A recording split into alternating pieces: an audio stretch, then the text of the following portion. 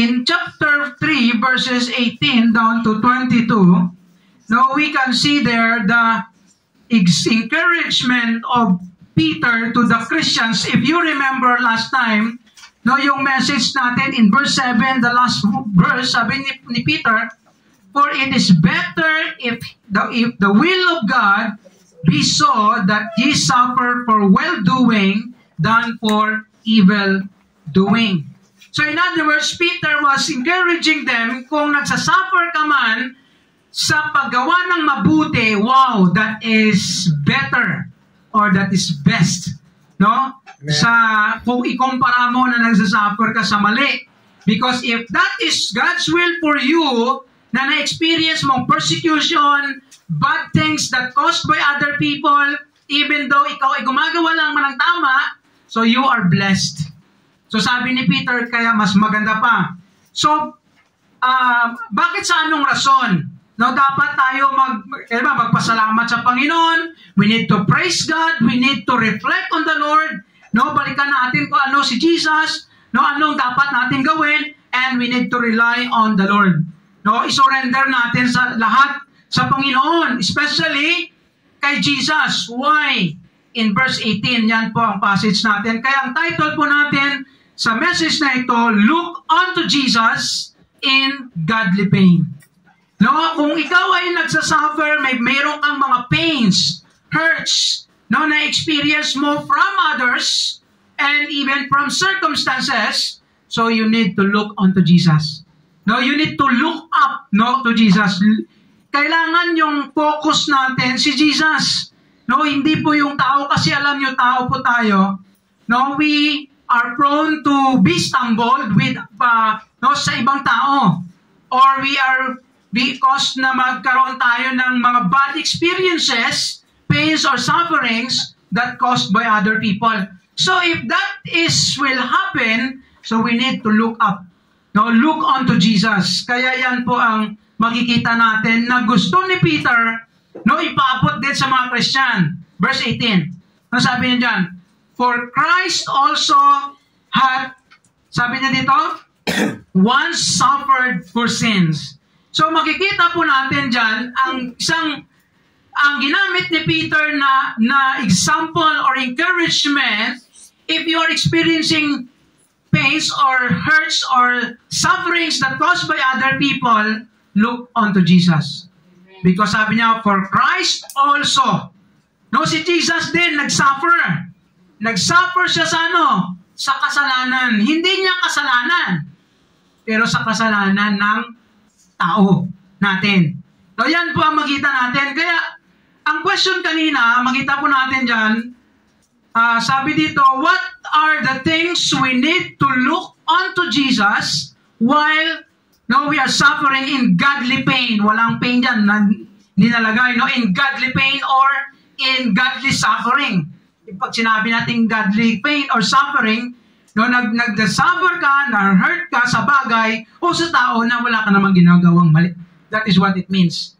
So, let's go to our first principle that we can learn.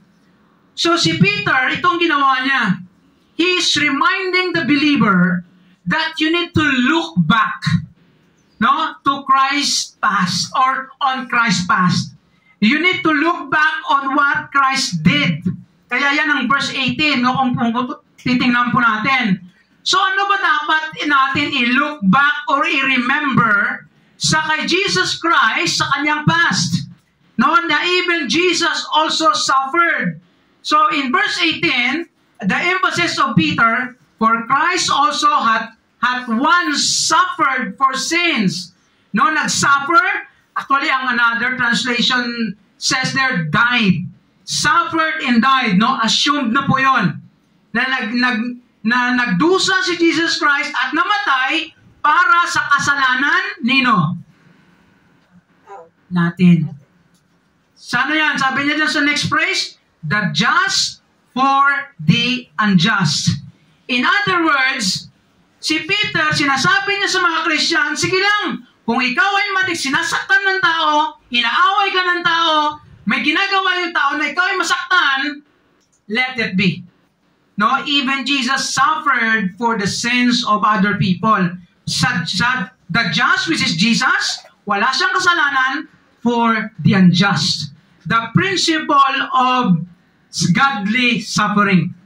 Kaya alam niyo po, si Jesus is our greatest example of this kind of pains and sufferings in life. Amen. No, kung ikaw man nasaktan ng ibang tao dahil sa may ginawa silang mali, or maybe, kaya minsan, yung nga sabi ni Peter kanina, it is better to suffer in well-doing, in doing good, than in doing evil.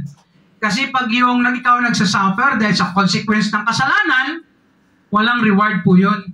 No, pag ikaw ay nagsasuffer dahil sa ginagawa mong tama, no, may mga false accusations, false tawag nito na ginagawa sa or evil doings na ginagawa sa atin, no, that is a blessing.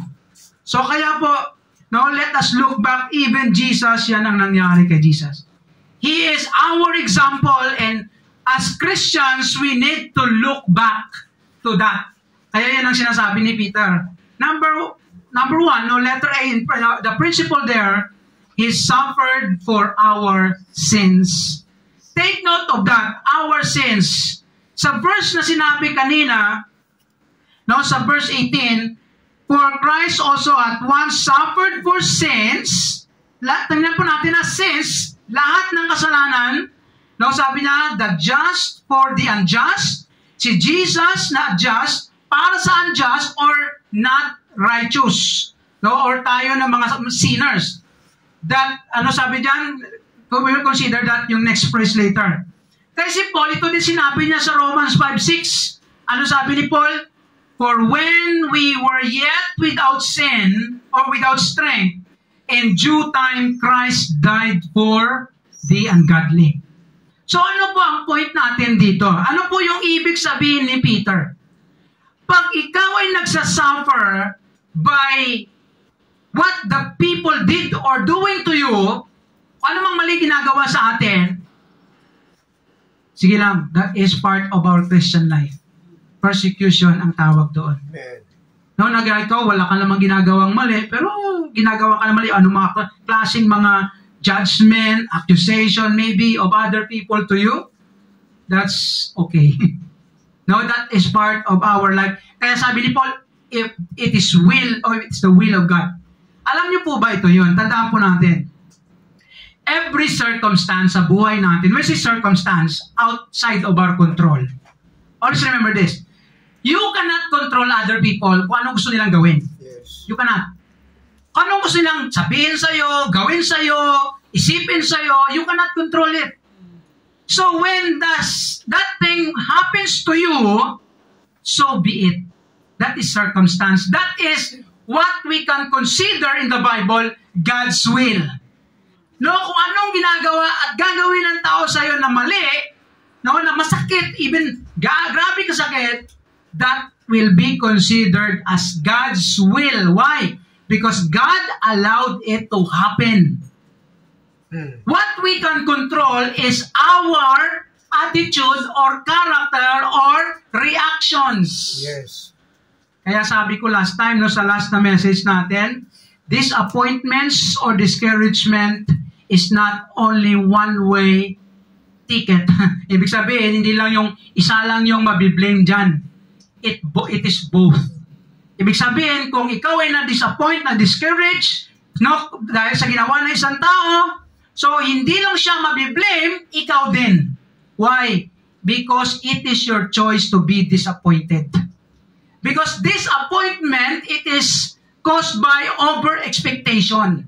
No, nag-i-expect ka at gawan ka ng ganito, over. So, ibig sabihin, that is not right. So, kaya ang disappointment sometimes nag-a-appear yan sa atin because we expect, parang sobra. Kaya bilang mga Christian, we are reminded by God not to have it or to accept whatever circumstance that happens in our life.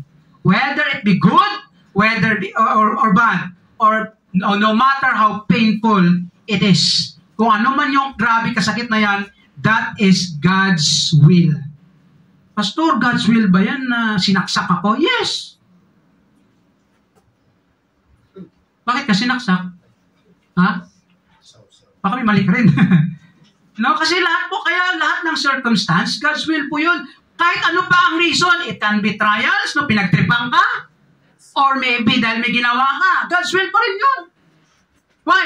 God's will, consequence, or God's will, trials. No? O baka sabi ng Lord, daan ka dyan, kundi pinagtripang ka. So baka something, if no matter what people will say, if God allow it to happen, that is God's will. Because God is sovereignly in control of everything, every situation in life. Pastor, paano yun? Ginawa na ako ng mali. God's will din ba yun sa kanya? I don't think so. Always remember this, ha? In your part, kung anong nangyari sa'yo na masama o hindi magandang pangyayari, God's will in your part. Pero kung sa kanya, dahil gumawa siya ng mali, God's will ba yun? Hindi. Kasalanan yun. No, that's not. In your part. Kaya alam nyo, sometimes we need to look in this kind of perspective. Because every circumstance that happening or happens in our life, it is God's will. Circumstance, hindi yung bagay na ginagawa natin. Inaalaw ng Diyos. Kaya ang Panginoon, si Jesus, ganun yung ginawa, kaya ginamit to ni Peter. In verse 19, tingnan po natin, alam niyo yung passage natin ngayon, very controversial po ito ng mga passages. Kaya maraming mga Bible commentators, minsan nagkakaiba yung kanilang mga comments or views or explanations. Kasi hindi po klaro ang ilang mga verses or statements dito. Tingnan yung verse 20. Si Jesus Christ nag-suffer, di ba? For the just or the just and for the unjust. Si Jesus yung just and unjust yung tao. So sabi dito, by which also he went and preached unto the spirits in prison. So ano pong ibig sabihin dyan? Si Jesus, nung namatay siya, di ba nag-suffer, he died? Kaya ito pong verse na ito, ginagamit at nagagamit ko ito na when Jesus died sa cross, hindi po muna siya pumunta sa heaven. Alam niyo saan si Jesus pumunta? Doon sa hell. Actually, yung term niyan sa Old Testament is Hades or Hades or Sheol. In other words, si Jesus, when He died, He went to the, verse Ephesians, nakalimutan ko ilagay, na pumunta siya sa ikalaliman or sa the deep part of the earth, and ano ginawa niya doon? He preached, hindi the gospel, kasi He proclaimed the truth that He is the Savior. Kaya meron yung story sa Bible, yung si Abraham, si Lazaro, the poor and the rich man. Nung namatay sila, dinala sila yung rich man doon sa Hades or Hades, and si Lazaro doon sa Abraham's bosom. No, nakikita nila ang both sides. But there is a chasm, mayroong gap. Na yung mga sa Hades, which what we can consider as hell, then nakikita nila yung sa kabilang side, which is yung Abraham's bosom. Yung Abraham's bosom naman is a picture of paradise. In other words, parang heaven, pero hindi sa heaven yon. Because hindi pa si Jesus Christ namatay. Because yung mga taong namatay from Old Testament to the time of Jesus na hindi pa siya namatay, nandun sila mga believers, nandun sila sa Abraham's bosom. They enjoy the paradise-like life. Then those who are not believers, hindi sila nanampalataya sa coming Messiah, nandun sila sa Hades. Ibig sabihin, hell, in the translation of English. So, doon sila nagsasuffer. Kaya ang nangyari ganito, when Jesus Christ died at the cross, His Spirit, He went to the bottom part of the earth. That's what we call Hades and Abraham's bosom, and He proclaimed that He is the true Messiah and Savior. Kaya tingnan po natin, sabi sa verse 19, by which also He went and preached unto the spirits, yung mga namatay na, in prison. Kasi nga, it considered na prison yung lugar kung saan sila. So ano nangyari? Ang preaching po ni Jesus doon is to prove, hindi sila maligtas, kasi hindi na sila maliligtas eh. Yes. In other words, si Jesus Christ nagpakilala sa kanila that I am the Savior, I am the Messiah. In fact, makikita po natin dyan sa Ephesians, kinuha ni Jesus Christ yung mga nandun sa Abraham's bosom and sinama niya doon, where He is now. Actually, ang tawag natin dyan, heaven. Pero sa theology, ang present na heaven where God is, where the dead Christians is or are, that is what we call intermediate heaven. Ang sa theology, intermediate. Paano si Pastor intermediate? Kasi the heaven that we know now is like a waiting place for every believer. In other words, yes, heaven, that the presence of God, heaven siya, pero intermediate. Kasi later on, when we will be resurrected, tayo mabuhay muli, ang final destination natin na new heaven and new earth, dito. Hindi po doon sa kung saan man yun. Ang final destination ng mga Christians. So, ito pong verse 20. Sino po yung mga spirits na yon? Kaya ginamit ni Peter yung illustration sa Old Testament, which sometime were disobedient. Ito yung mga spirits na yun sa prison. Mga disobedient. When once the long suffering of God waited in the days of Noah, balik doon sa time ni Noah, while the ark was preparing, when Noah was working for the ark, wherein few, that is 8 souls were saved by water. Alam niyo kung bakit ginamit ni Peter ito? Para maintindihan natin, even Noah, kung wala lang yung story ni Noah, si Noah, alam niyo kung ilang years si Noah binibuild niya yung ark? 120 years. And 120 years, according to Hebrews, Noah is called the preacher of righteousness. Si Noah, as a believer, while he's working with the ark, with the people, he keep on telling the people, there will be great blood. He's preaching the good news, the salvation of mankind. But, take note, ilang milyon yung tao noon that time? At ano nangyari? Sa ilang milyon, palagay natin millions ng mga tao doon. Sino lang na saved? 8. And the rest of those people mocked, persecuted, daming mga hindi ginawa kay Noah during that time. Even Noah, the preacher of righteousness, believer of God, keep telling the people of the coming judgment, but people laughed at him, mocked him. Dami yung mga bagay na ginawa kay Noah, but Noah, anong ginawa ni Noah? Just keep on doing what God wants him to do. Ang question nun, Pastor, sinong gumawa ng ark? Si Noah. Sa mga anak niya lang ba? Hindi. Of course, may mga taong nagtumulong. Kasi posible naman si Noah lang mag-isa at 3 anak na lalaki. Tsaka asawa nila. May mga tumulong kasi siyempre mag-cut ka ng kahoy, pero binabayaran. Siguro for trabaho lang. Yun ang nangyari, pero hindi sila na-save. Only 8 souls. Ano po yung ibig sabihin dyan? Si Noah nag-experience din ng ganitong klaseng mga pains that what we have. But he's still doing and trusting the Lord. Then, that is how Jesus, or what Jesus did. He suffered for our sins. So, ano ginawa ni Jesus Christ doon tawag nito, sa bottom part or sa hell or Hades? Anong ginawa niya doon? He proclaimed the truth that He is the Savior. Pinakita niya sa mga tao that I am the one who saved those people. But kayo, patay na kayo, dyan lang kayo.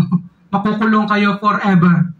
So that's why we can say that kung ano mang ginagawa ng tao sa'yo, just relax. God, who is the final judge. He is the one who will prove Himself. So ano pa? Not only He suffered for our sins of all people, of all humankind, but of course, that is a general term, generally, but specifically for us who are saved. Kaya sabi niya, He suffered for our salvation. Take note of this. Ano sabi ni Peter dyan? Verse 18, balik tayo. That He might bring us. Peter is talking to himself and to the Christians only. Kasi ang totoong mga ligtas, hindi lahat ng tao ligtas. Kasi ang akala ng ibang mga reliyon, si Jesus namatay na, so ligtas na tayo lahat. Hindi po ganun. A person who will be saved is those who believe in Jesus. So si Jesus, dahil sa ginawa niya, sabi ni Peter, that He might bring us to God. So that is the purpose. That Jesus suffered for sins because He wants us to be saved. Para maligtas tayo doon sa punishment of hell, John 3:16. Kaya alam yung blessing po sa atin na Christian, pag ikaw ay tumanggap at nanampalataya kay Jesus, you are saved. Hindi ka na pupunta doon sa prison hall of hell. Hindi ka na mapaparusahan, hindi ka na magdusa sa hell for eternity. Of course, nagdudusa tayo dito ngayon. Our pains and sufferings here are temporary. Hindi yan mako-compare sa eternity of joy, of rejoicing, of blessings, of whatever good things that we can have from God. And that is why trust God. Look unto Jesus. Amen. He might bring us to God. Actually, may another ako dito na outline supposed to be, but I change it to be in the context. But I would like to share, to insert this. Alam niyo, isa sa mga reasons, I believe, most of the time, why God allows us to experience sufferings caused by other people, just like Jesus, that to bring people to God, it is also applicable to us. Kasi kung ikaw ay nagsasuffer, may ginagawa ka ng mali, hindi ka nagbabalik, at saka nag-i-enjoy ka pa rin sa ginagawa mo para sa Diyos, alam niyo, sasabihin ng ibang tao, wow! What a Christian life! And that person might be saved, ma-encourage sila to come to the Lord because of your life, Amen. Because of your testimony. Alam niyo po kung sino pa yung grabe mang-persecute sa mga Christians, later on sila pa yung na-save. Oh, may mga ganong testimony. Diba, balikan niyo sa Bible, si Apostle Paul lang eh. Si Saul, di ba? He was the great persecutor, but when God saved him, ano nangyari? He became one of the great men of God. Ginamit siya ng Diyos at saka nagsulat almost half of New Testament. Alam niyo yun? Sa 27 na books in the New Testament, si Paul, ang sinulat niya, 12 or 13. Kasi meron dyan na parang debatable pa kung sino sa Hebrews. So let's go to this. Being put to death in the flesh, of course, si Jesus, namatay sa flesh, but we can by the Spirit. Ang by the Spirit, the debatable to some commentators, it can be the Spirit of Jesus or it can be the Holy Spirit. But many Bible translations na consider yan the Holy Spirit, but it is, we will live, hayaan na natin yan. Because the Bible says, si Jesus, He has a power to quicken Himself, the Holy Spirit as well, nag-claim sa Bible, and the Father. Kaya minsan, alam mo, pinag-aawayan pa yan. Kung sino ba talaga nagpabuhay kay Jesus? Holy Spirit ba? O si Jesus ba? O yung Father, may inaawayan pa yan na magagaling? Hindi na po kailangan yan. Kasi lahat naman dyan si Father, si Jesus, and the Holy Spirit, they are one. Si Jesus nag-claim na I can raise my life again. Patayin niyo ako, mabubuhay ako muli. Ako may power to raise my life again. The Holy Spirit nag-claim na sabi nila Paul, ang Holy Spirit nag-quicken, nagbuhay kay Jesus ulit. Ang Father nagsasabi din, the Father has the power or the Father raised Jesus again. Di ba? Kailangan pa bang pagkawayan yan? Kung sino? Silang tatlo. Minsan, may mga loko-loko talaga sobrang talino. Nag-aaway na lang kayo. Kaya lang sa Bible, maraming complication, maraming sometimes gray areas. Huwag mo nang pag-awayan. Magkakaroon pa kayo ng conflict dyan. Go together. Love one another. Kaya alam niyo po, ang advice talaga, huwag ka na makipag-debate. Especially kung para sila mga Christian, principles or convictions, huwag niyo na pag-debatehan as long as your major doctrines are one, so be it. Love one another, care for one another, help one another. And then Colossians 1:21, sabi ni Paul, and you that were sometime alienated and enemies in your mind by wicked works. Sa mga Christians, separate ka, enemy ka ng Diyos before, yet now hath reconciled. Binalik ka na ni Jesus sa Kanya o sa Diyos in the body of His flesh through His death to present you holy and unblameable and unreprovable in His sight. that speaks of salvation and sanctification before God. Kaya tayo as Christians, tandaan po natin, kung ikaw ay Christian, no, sinave, niligtas ka ng Diyos, pinatawad lahat ng kasalanan mo. We are declared righteous, no? That is what we call in the is justification, no, in theology. Sobrang dami ng kasalanan natin na tao, but tayo ay pinawalang sala sa harap ng Diyos. Dahil si Jesus namatay para sa kasalanan natin, past, present, and future. Kaya pag ikaw ay pag ikaw ay nagawa ng mali ng tao, forgive mo na. No, forgive and forget. No, because ganyan din ang ginawa ni Jesus para sa atin. I mean, no, pinatawad din tayo, pinalimutan din kasalanan natin dahil kay Jesus.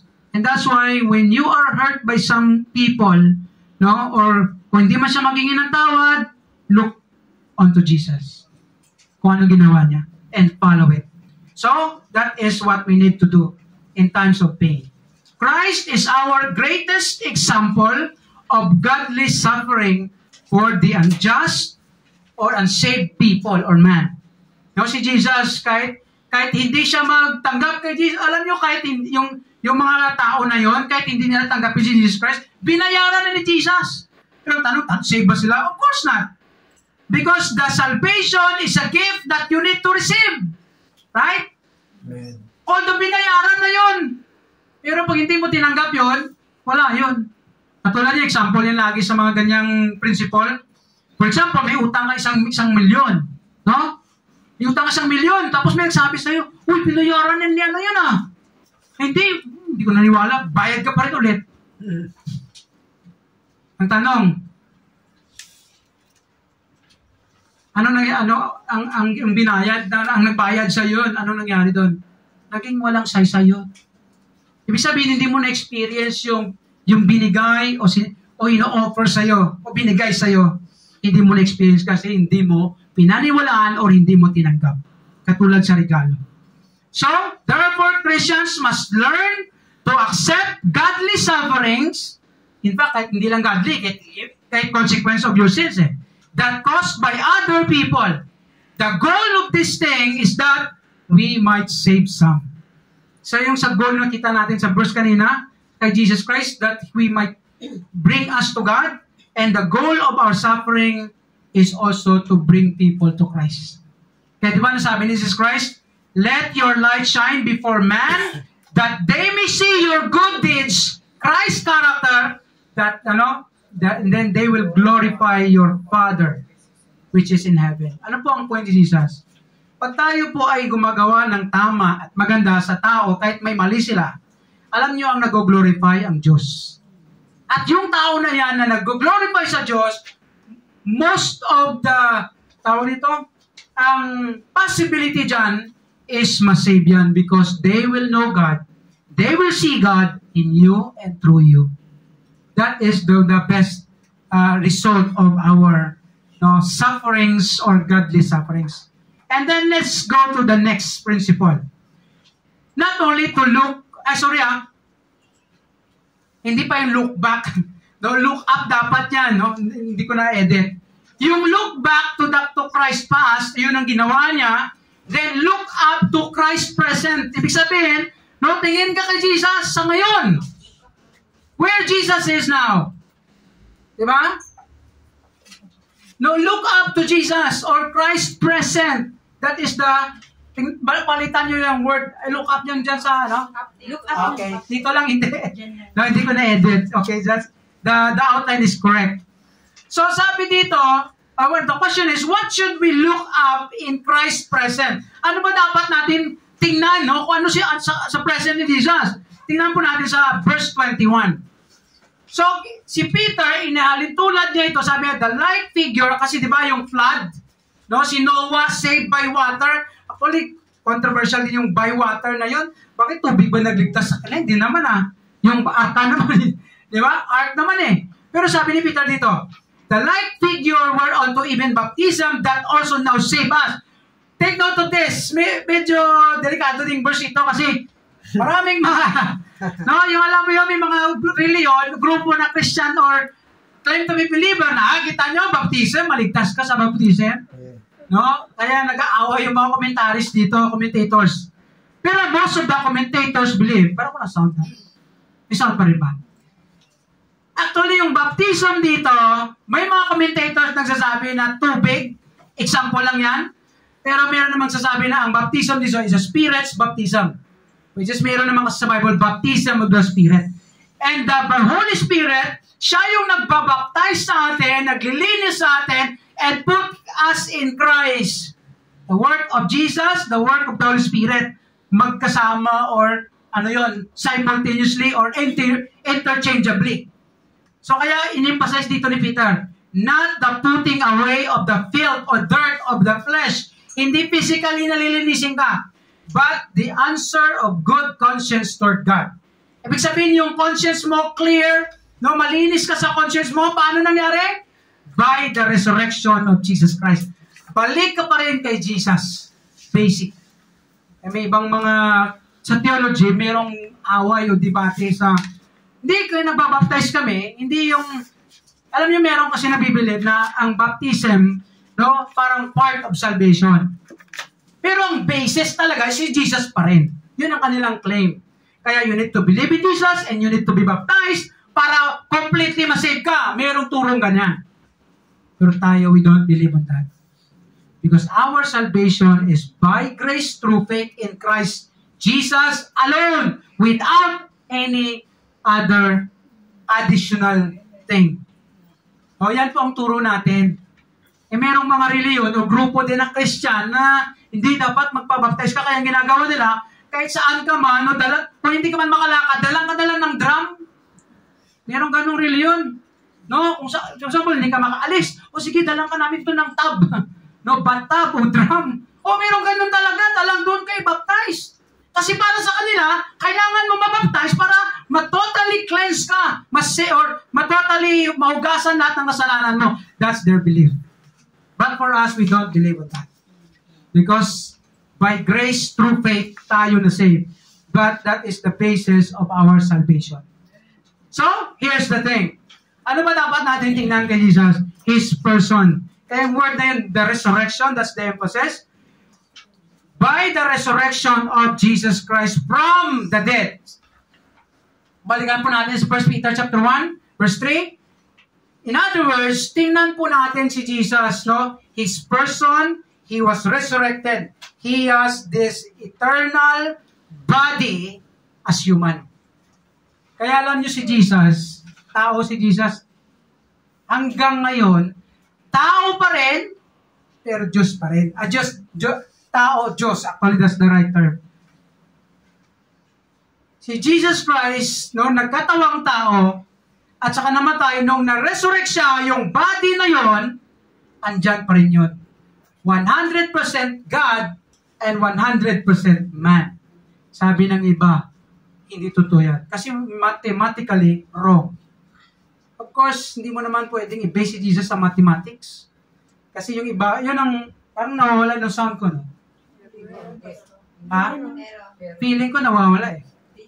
Feeling ko lang siguro. Okay.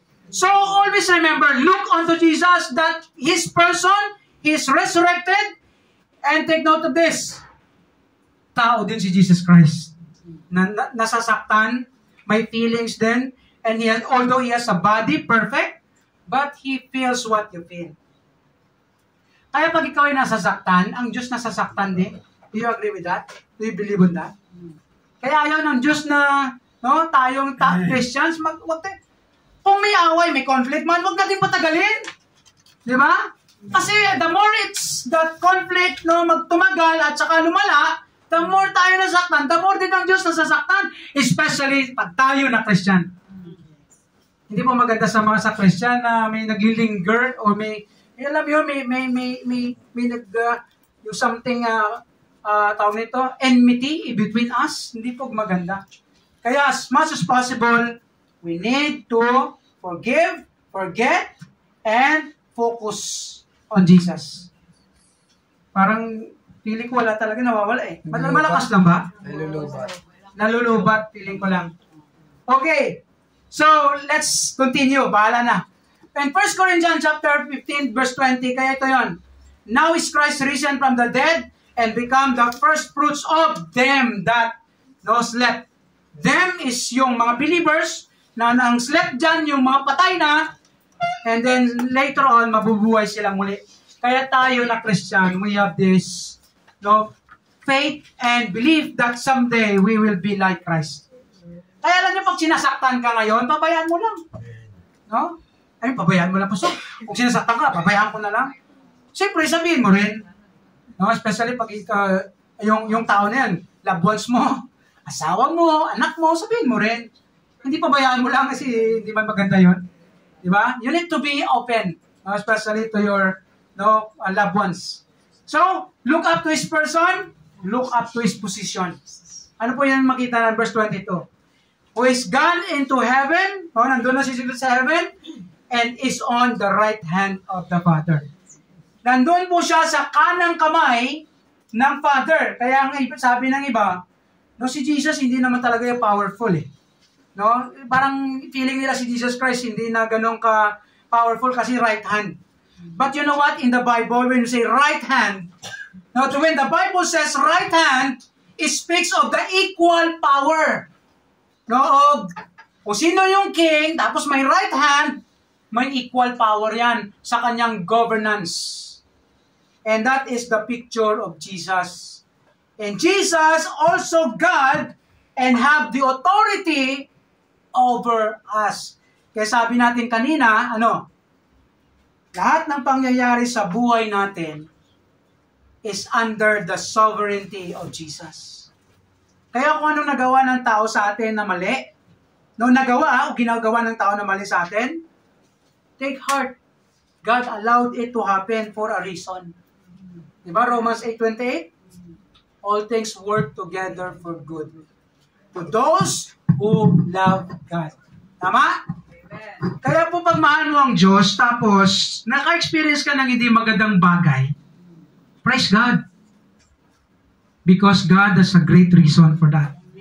Kaya always look and trust God because He is in the right hand of the Father. In fact, it speaks of the authority, and then sabi dito angels and authorities and powers being made subject unto Him. Kaya lahat, actually angels, authorities, and powers, to speaks of the spiritual beings. Lahat ng mga spiritual beings that cause things in this world, evil things, under yan sa authority ni Jesus. Kaya alam nyo, ang demonyo, hindi ka i-allow ng Diyos, hindi yan i-allow ng Diyos kung, example, may gagawin ng demonyo sa'yo na something wrong, hindi niya magagawa kung hindi siya i-allow ng Diyos. Saan makikita yun? Job. Diba si Job? Bago yung si Satan nag-cause ng maraming trials, tragedies, ano nangyari sa Job dyan? Si Satan doon, pumunta sa heaven. Sabi ng Panginoon, kita mo ba yung servant doon si Job? Sabi niya, kita ko. Sabi niya, kunin mo lahat. Lahat ng trials binigay kay Job. Sige, gawin mo lahat kay Job. Sabi ng Diyos, one thing lang di mo pwede yung gawin. To take his life. Yan ang sinabi ng Diyos. Pwede mong gawin lahat kay Job, pero wag mo lang galawin ang kanyang buhay. In other words, Satan, evil spirits, any man in this world, walang authority sa buhay mo. Only God. Kaya lahat ng mga nangyayari, tapos yung mga namatay, kahit anong kaparaanan ng tao na namatay, hindi mangyayari kung hindi allow ng Diyos. Tama? Aksidente, krimen, kung anong klase man na paraan, sakit. Sa ang Diyos umawak ng buhay. Kaya pag may namatay sa Christian, to God be the glory pa rin. Yeah. Tama? Although masakit, pastor, kasi loved ones man yan. Pero kung Christian yan, wow, praise the Lord, nasa heaven, nasa kasama ng Diyos. Yeah. Pero pag hindi sa Christian, wow, sad to say, sa impyerno yan. Huwag natin sabihin, kung saan ka man naroroon, may delikado pa.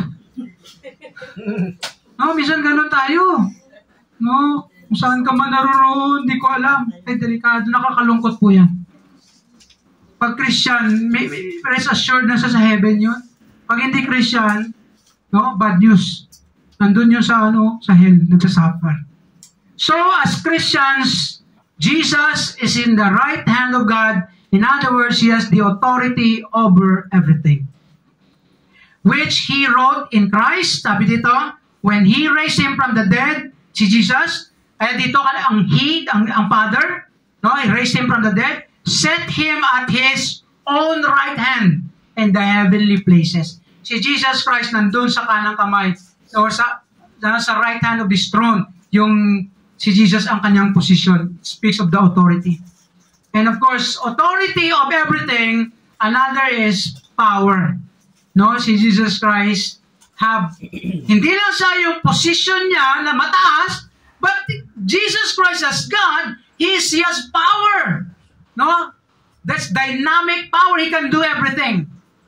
Sabi sa Bible, no, lahat ng bagay is, actually, Colossians chapter 1 verse 16, for by Him all things were made, no, whether visible and invisible, thrones and powers, no, all things were created by Him, by Jesus, and for Him. Bago pa si Jesus namatayo na pumunta sa mundo, Jesus is God. He existed from the eternity past. And that's why Jesus Christ is powerful. Even John told us, and then maraming nagpapakita dyan sa Bible, made subject unto Him lahat ng powers, authorities under heaven are subject to Jesus. In other words, not only Jesus has the high position, but He was also powerful. Kaya po sa atin, we believe that Jesus Christ can do everything. Diba? Para sa atin. Kaya kung ano ginagawa ng tao sa iyo, ipapasa Diyos mo na lang yan. Kasi ang Diyos, si Jesus, siya yung gagawa para sa iyo. No? Ibibless ka lalo ng Diyos, at saka bahala si Diyos. No? I-curse ng Diyos ang mga gumagawa ng mali, no, sa atin. Kaya sabi dito ni Paul in verse 21 of Ephesians 1, far above all principality and power and might, dominion, and every name that is named, not only in this world, but also in that which is to come. Take note, lahat ng authorities from the past, present, and future, Jesus is above all in all. And take note, verse 22 and 23. And that put all things under His feet. Jesus, His feet, no, pinababas, under sa Kanya, subject sa Kanya. Gave Him to be the head over all things to the church, kahit sa atin na Christians, which is His body, the fullness of Him that filleth all in all. In other words, Jesus is the all in all ng buhay po natin. He is above everything. Kaya alam niyo po sa Christian, kung ano man nangyayari sa buhay natin, rest assured, Jesus knows it. Jesus have a permission about it. Kaya sabi ko kanina, kung ano mang plano ng tao sa'yo, ginagawa ng tao sa'yo na mali, ano man yung kanyang mga, no, ang tawag nito, iniisip sa'yo, or ano mang mga accusation sa'yo, Jesus allows it to happen for a good reason. Christ is always there for us and sovereignly in control of every situation, circumstance, or of our Christian life. Therefore, keep doing the right thing and trusting Christ as our Lord and Savior. Lord or Master. Amen. Kaya po, ano man nangyayari sa buhay mo ngayon, no? Surrender everything to the Lord. Because God or Jesus is our Master. He is our King of Kings. He is the Lord of Lords. He is the Savior of our soul. Si Jesus, hindi lang tayo niligtas spiritually, but while we are here on earth, we can experience pa rin yung salvation niya, no, sa mga dangers. Although, eventually, we will die. No? Kung anumang way na kaparanan mamatay tayo, pero we can assure that God or Jesus is with us. Okay, ano sabi dito? Who is the person you look into in times of suffering? Kung nagsasuffer ka, sinong hinahanap mo? Sinong gusto mong makausap? No? Si ano ba? Si God first. No, ang Diyos lagi una. How do you see a person who hurts you or cause you trouble? Anong patingin mo sa tao na yan? Kaya alam niyo po, sabi ni Jesus Christ, love your enemy. No, kahit ginagawa ka ng mali, malin mo pa rin yan. Sige lang, para ng Diyos. No? And then, let God do His part. And that's why, please do your part. No? Do your part as Christians. And then, do we recognize Christ? No? Who He is and what He is in our life in times of pain. No, kinikilala ba natin, Lord, sige, ikaw yung lahat, ikaw ang lahat. Ikaw yung may authority. Ikaw, inalaw mo to, Lord, na mangyari sa akin. So, that's why, no, in times of crisis, no, troubles, pains, hurts, look up unto Jesus. He has the answer for you. May answer po siya dyan. Pastor, paano ko malalaman yung answer? Una sa Bible. And there are things in the Bible na hindi klaro. No? The answer will be revealed to you along the way. No? Sila, patuloy ka lang sa anong gusto ng Diyos pagawa sa'yo sa buhay. Patuloy ka lang. Along the way, you will see the answer. No? Along the way. Because God will reveal it to you. And then, actually, meron din ako isa sa another outlet ko sana. No? Ang nangyari kay Jesus Christ when He suffered and died, after that, He was set on the right hand of God. He was exalted. O sa binalik sa doon. With a human nature. The same is true in a Christians. If you are keep doing the right thing, following God, even though you are suffering, no, caused by other people, ang Bible nagsabi, i-lift up ka rin ng Diyos. I-exalt ka ng Diyos. In His way. And is in the right place. Kaya alam niyo po ito pamaganda, pag inaaway ka, wala ka namang ginagawang mali. Praise the Lord. Later on, no, makikita yan. Be blessed ka lalo ng Diyos. No? Paparusahan sila ng Diyos. No? Although hindi naman tayo nagsasaya sa ganyan, para sa kanila, ang what God wants us to rejoice sa nangyayari sa buhay natin. Yan lang po pinaka-best natin magawa dyan as Christians. Okay.